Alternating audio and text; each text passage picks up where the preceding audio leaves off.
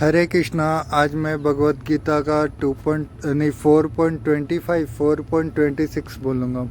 तो गीता बोलने से पहले हरे कृष्ण कृष्ण कृष्ण हरे हरे, हरे राम राम राम हरे हरे।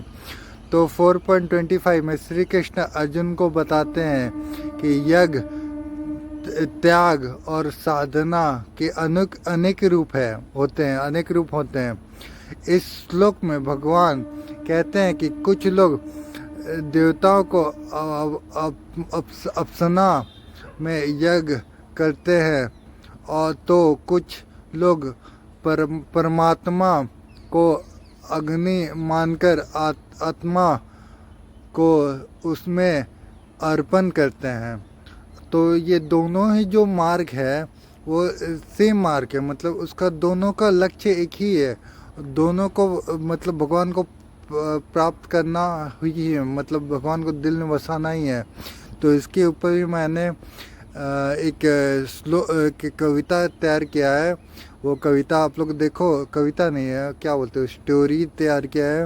वो स्टोरी आप लोग देखो और जानो। हरे कृष्णा। प्राचीन काल में एक नगर में दो प्रकार साधक रहते थे। पहला साधक रोजाना वेद मंत्र के साथ अग्नि में आहुति देकर देवताओं को पूजा करता था। उसी विश्वास था कि देवताओं की कृपा से जीवन में सुख और समृद्धि मिलती है।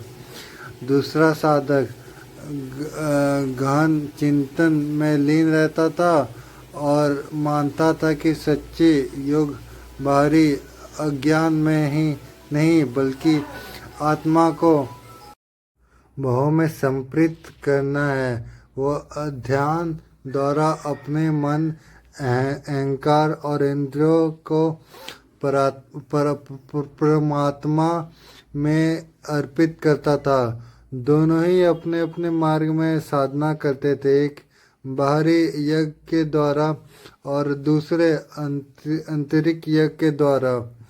इसे शिक्षा ये मिलती है, भगवान श्री कृष्ण समझाते हैं कि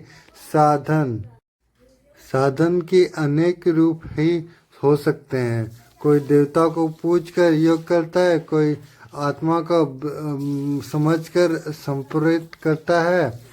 दोनों का लक्ष्य आत्मा का उत्पतन है, परमात्मा की प्रतिज्ञा है।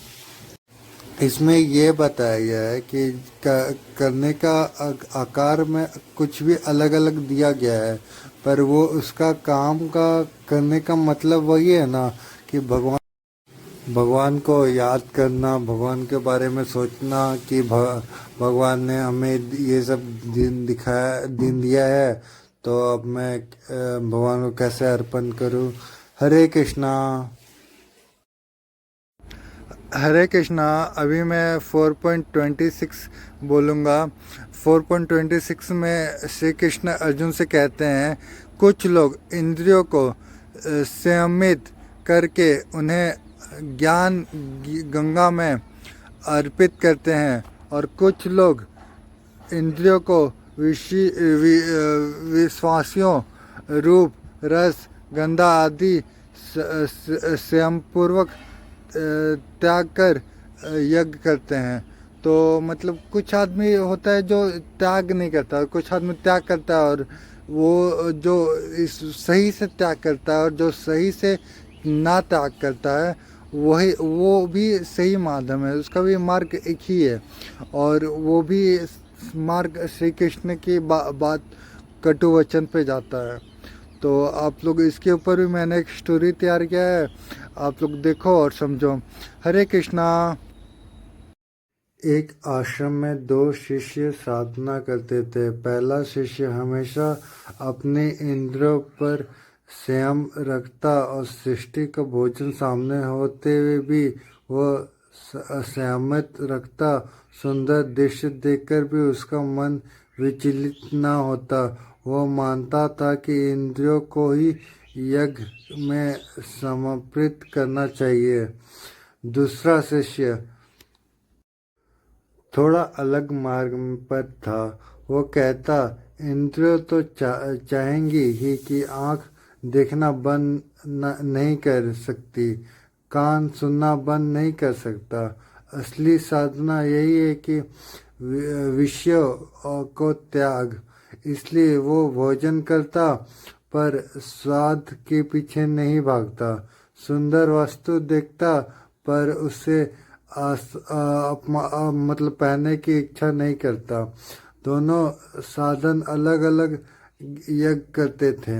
एक इंद्रियों को स्वयं में अर्पित किया और दूसरे ने विशेष को अनुशासन के त्याग दिया। इससे ये शिक्षा मिलती है कि श्री कृष्ण बताते हैं कि साधना का मार्ग केवल एक ही नहीं होता। कई इंद्रियों को नियंत्रित करके यज्ञ करता है तो कोई विषय को मोह त्याग कर दोनों को मार्ग आत्मा को शुद्ध करता है और साधक का परमात्मा के समीप ले जाता है। तो इससे ये पता चलता है कि जो आदमी अलग अलग विचार से पूजा करता है और उसका मतलब मार्ग अलग रहता है, लेकिन रास्ता में कठिनाई का सामना वैसे ही होता है, तो वो साधक कहलाता है। वो मतलब साधक ही कहलाता है। मार्ग एक ही रहा तो। हरे कृष्णा हरे कृष्णा।